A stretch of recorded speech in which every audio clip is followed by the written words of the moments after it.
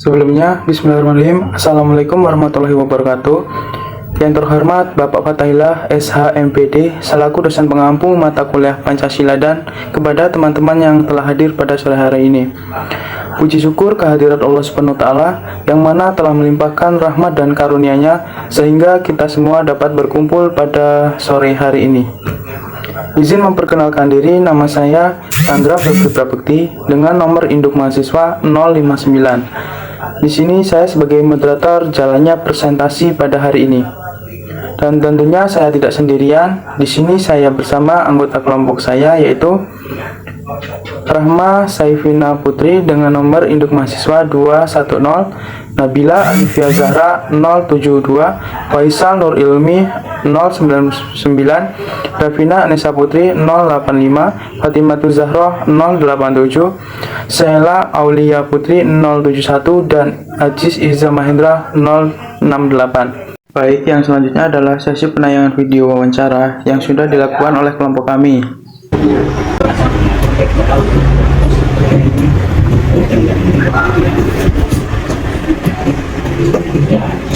Yang begini yang sama istri kita nggak tahu kelemahan mereka, jadilah ya kira-kira kelemahan ini apa yang kita bisa ambil dari mereka.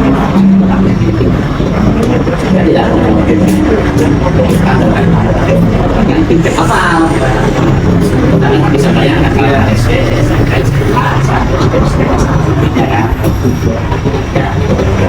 iya tidak sama alasan menunda dirinya ya mereka kita nggak tahu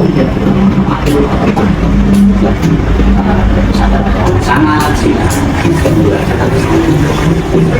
berapa dari kasih mindset kita kan begitu ada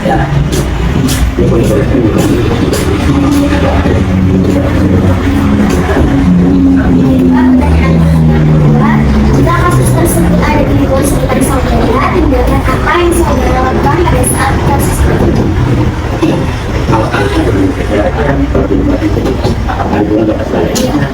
Kalau di instansi kami ini di kelurahan, ya masalah berbeda.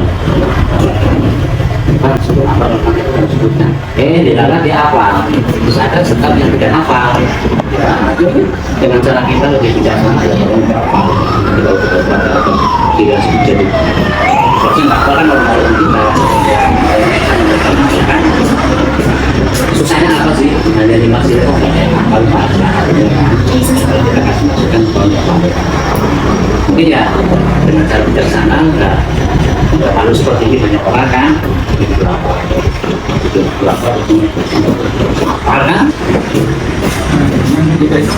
Pendapat Bapak terkait pengunduran dari Ketua DPRD yang usai tidak hafal Pancasila itu bagaimana? pengunduran diri ya pengunduran diri anggota dewan kan ada mekanismenya kita kan tahu di media sosial aja kan kita tidak tahu ketika mengundurkan anggota pengunduran diri atau di maksudnya satu itu kan kasus itu kan juga lama-lama hilang kan apakah dimundurkan diri benar dari anggota dewan atau tidak ini menurut pendapat ya pendapat saya ya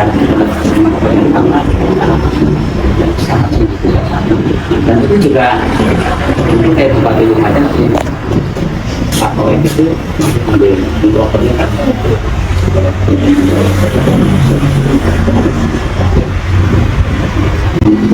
Pertanyaan pertama, bagaimana pandangan Anda terkait permasalahan anggota DPRD yang tidak hafal salah satu sila Pancasila?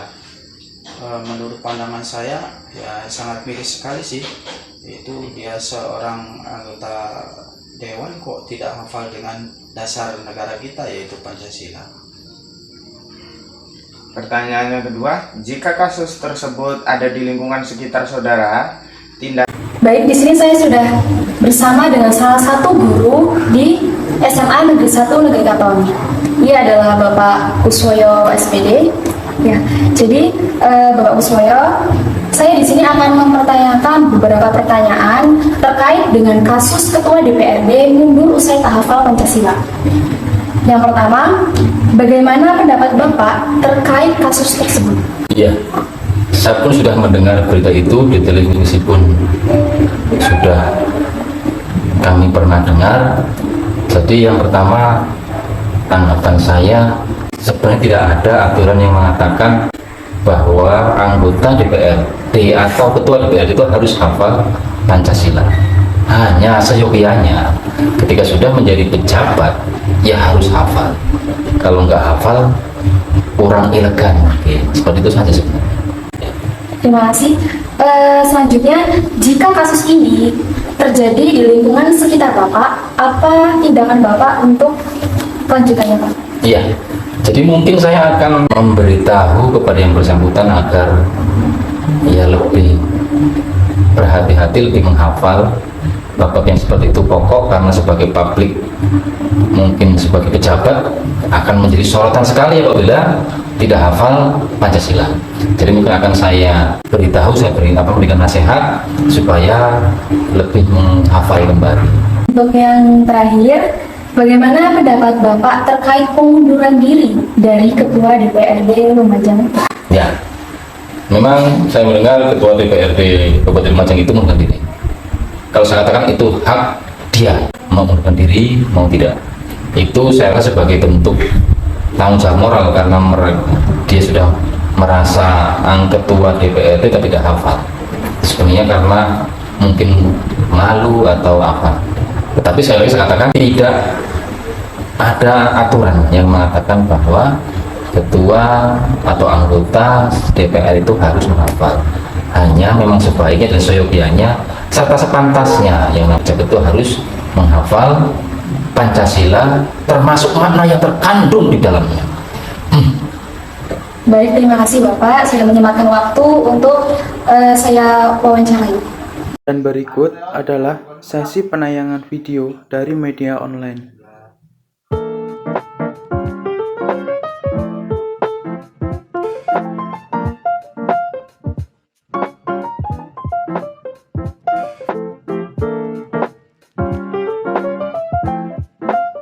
Selanjutnya adalah presentasi hasil dari wawancara yang akan disampaikan oleh pemateri dari kelompok kami. Berdasarkan sumber informasi media online yang sudah kelompok kami cari, dapat disimpulkan bahwa kasus Ketua DPRD Lumajang, yaitu Anang Ahmad Syaifuddin, tidak hafal Pancasila memang benar adanya. Kejadian tersebut terjadi di kantor DPRD Lumajang pada saat membacakan Pancasila di hadapan Himpunan Mahasiswa Islam atau HMI. Awalnya, Anang lancar saat mengucapkan sila pertama sampai sila ketiga. Namun pada saat sila keempat, Anang terdengar salah mengucapkannya. Sudah diulangi sampai 3 kali pun masih tetap salah. Akhirnya, mahasiswa yang hadir pun merasa kecewa dan merasa bahwa hal tersebut merupakan salah satu bentuk penistaan terhadap Pancasila. Setelah beredar berita tentang dirinya yang tidak hafal Pancasila, Anang Ahmad Syaifuddin pun memutuskan untuk mundur dari posisinya sebagai Ketua DPRD Lumajang dengan perasaan yang sangat menyesal. Keputusan tersebut dibuat karena Anang ingin menjaga marwah DPRD Kabupaten Lumajang. Dan dari kejadian tersebut dapat dijadikan pembelajaran bagi siapapun yang memiliki posisi pemimpin di negeri ini. Mereka sudah seharusnya untuk menghafal dan mengamalkan Pancasila dalam kehidupannya sehari-hari. Selanjutnya, saya akan membacakan hasil kesimpulan sumber informasi wawancara dengan narasumber Bapak Lurah yang ada di salah satu kecamatan di Pringsewu. Menurut pandangan Bapak Lurah terkait permasalahan Ketua DPR di Lumajang yang tidak hafal Pancasila, beliau mengatakan bahwa pandangan itu bisa disesuaikan.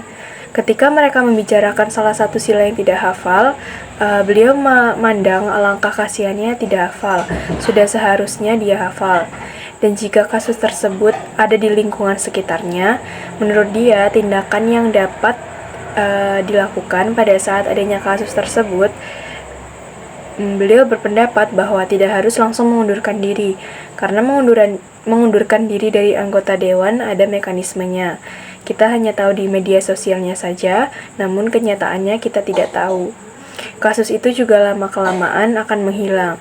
Dan pendapatnya terkait pengunduran diri Ketua DPRD Lumajang usai tidak hafal Pancasila adalah terserah dari Ketua DPRD tersebut, karena itu hak dia.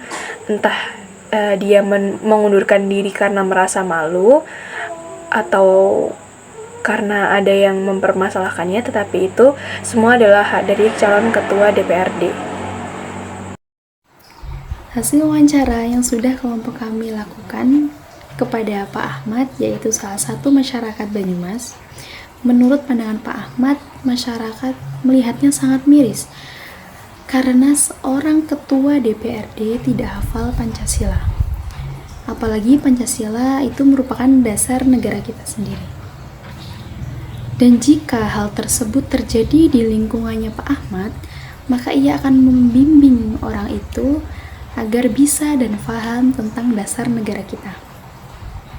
Nah, menurut Pak Ahmad sendiri, pengunduran dari Ketua DPRD Lumajang itu benar karena dasar negara sendiri saja tidak hafal, bagaimana nanti cara kerja beliau yang tidak berdasarkan Pancasila. Selanjutnya, hasil wawancara kelompok kami dengan Bapak Kuswoyo, Sarjana Pendidikan, yaitu salah satu guru di SMA Negeri 1 Negeri Katon. Menurut pandangan beliau, sebenarnya tidak ada aturan yang mengatakan bahwa ketua atau anggota DPRD wajib hafal Pancasila. Namun, seyogyanya, jika sudah menjadi pejabat, wajib hafal Pancasila. Nah, menurut beliau, jika tidak hafal itu kurang pantas. Kemudian jika kasus ini terjadi di lingkungan, maka beliau akan menasehati dengan cara berhati-hati karena sebagai publik pejabat akan sangat menjadi sorotan jika tak hafal Pancasila. Kemudian untuk pengunduran diri, itu merupakan hak beliau. Itu sebagai bentuk tanggung jawab moral karena beliau adalah ketua DPRD, akan tetapi tidak hafal Pancasila. Bisa juga mungkin karena malu atau hal yang lain. Baiklah, itu tadi penayangan video presentasi dari kelompok 2 pada sore hari ini. Saya Sandra Febri Prabekti selaku moderator kelompok 2. Apabila ada kesalahan, saya mohon maaf. Saya pamit undur diri. Wassalamualaikum warahmatullahi wabarakatuh.